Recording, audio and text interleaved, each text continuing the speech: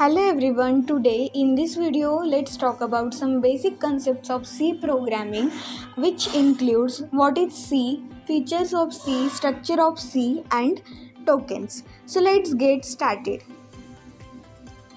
So firstly, let me understand what is C. So C is a general purpose programming language which is developed by Dennis Ritchie in the year of 1972 at AT&T's Bell Laboratory in USA. So now let's talk about features of C. So first one, C is a simple language due to use of a simple English language. Second one, it is a block structure language as compared to other language. C is a well structured language. It is portable language because it execute same application on different system. It is a mid-level language and it is a combination of both high-level and low-level language. It is a case-sensitive language. It is compiler-based language because firstly we want to compile and then execute the program. It is a syntax-based language because programmer should have to follow the syntaxes. It is fast and efficient language. In that way we talked about features of C.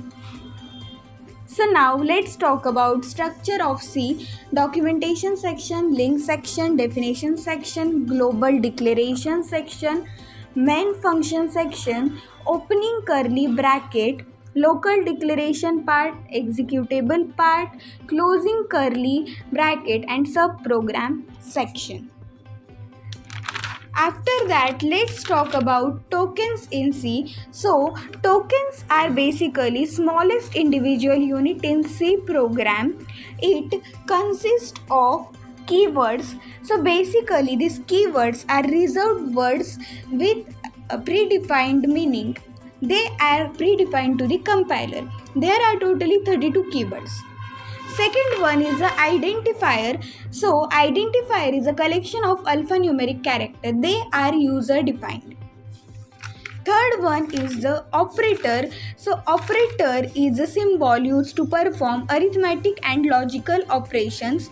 Fourth one is the constant. So constant is a named memory location which holds only one value throughout the program execution.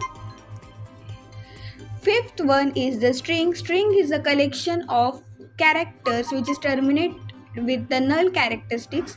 Sixth one is the data values. It is a set of values with predefined characteristics. So in that way we cover all these points. So thank you for watching the video.